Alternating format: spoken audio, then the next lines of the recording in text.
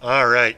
In this video, we are going to quickly review solving some linear equations and linear inequalities.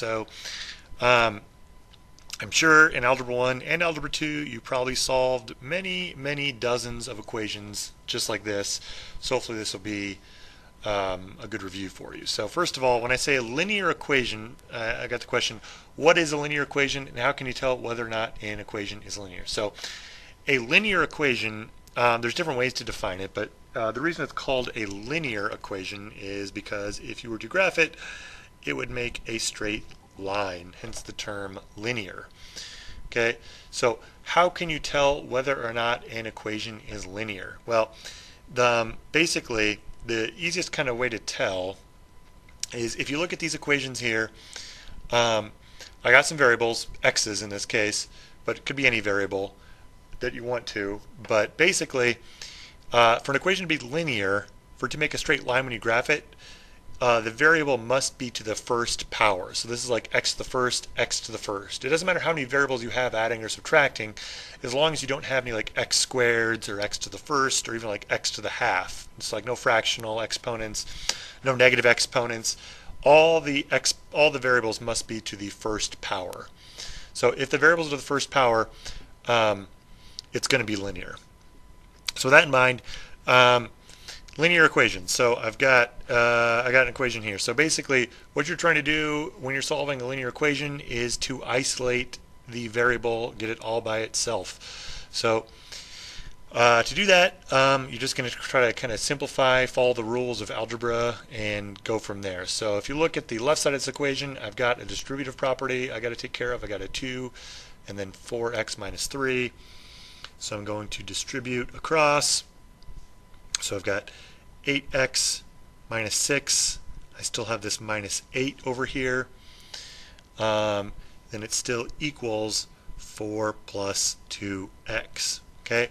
Now the general idea is when you got a linear equation, you want to gather all of the variables on one side of the equation and all of the non-variables on the other side of the equation. So it doesn't really matter which side you gather which on, you should get the same answer in the end. So before I do that though, I'm going to go ahead and simplify a little bit because I got a minus 6 and minus 8. Those are like terms because neither of them has a variable, so I can simplify them together and get 8x minus 14 equals 4 plus 2x. Alright, so I'm going to go ahead and I'm going to gather the x variables on the left side, and I'm going to gather the constant terms, so the non-variable terms on the right side. So to do that, I'm going to subtract 2x over here. Remember, you just want to do the opposite to cancel this out, so I'm going to get rid of this 2x over here. But the one important rule with equations is whatever you do to one side of the equation, you have to do the same thing to the other side, otherwise it's no longer equal. The equal sign no longer applies. So if I subtract 2x from here, I got to subtract 2x from here. Okay. By the same token, so I'm going, since I took the x's over here, I'm going to take this constant term over here. So to get rid of a minus 14, the opposite of subtracting 14 is adding a positive 14. So I'm going to go and do that, which means I'm going to add that over here on the right side of the equation also. So then just simplifying 2x minus 2x, the whole reason for doing that is because those cancel out. Same thing with minus 14 plus 14, those cancel out. So what am I left with? I got 4 plus 14 on the right side, which is 18. I got 8x minus 2x on the left side, which is 6x. So I end up with 6x equals 18. And of course, the last step is I don't want 6x, I just want 1x. So to get rid of a multiplication, I'm going to divide.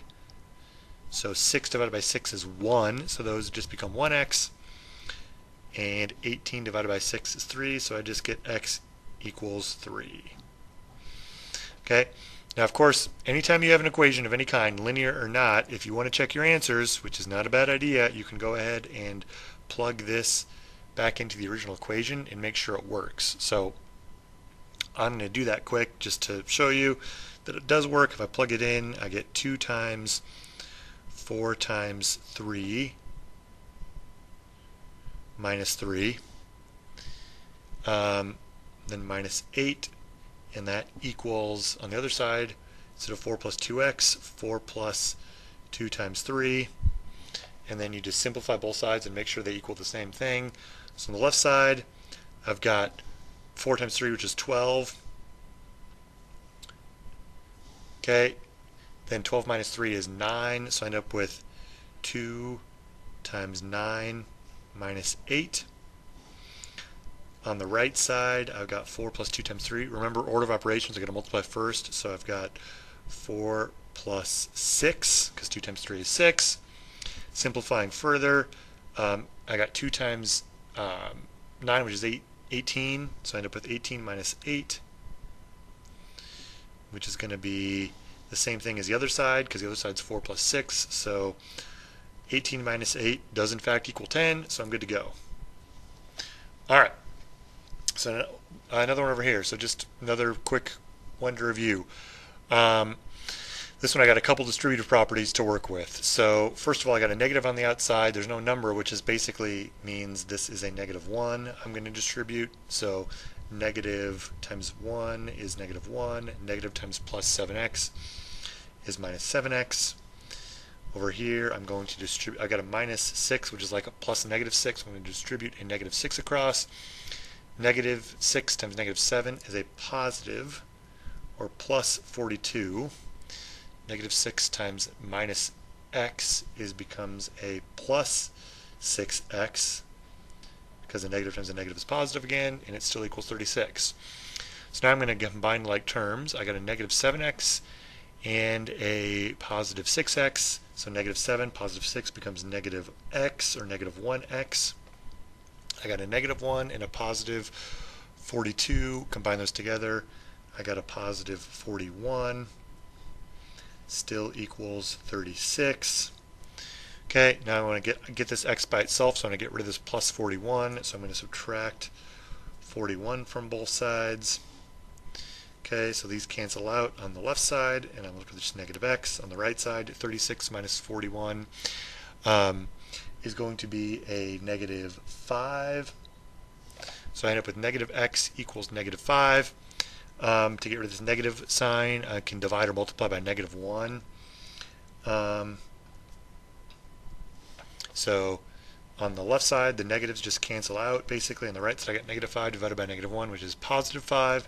So I end up with just x equals positive 5. And I am done. And if you wanted to, you could go ahead and plug this 5 into the original equation and make sure that it works.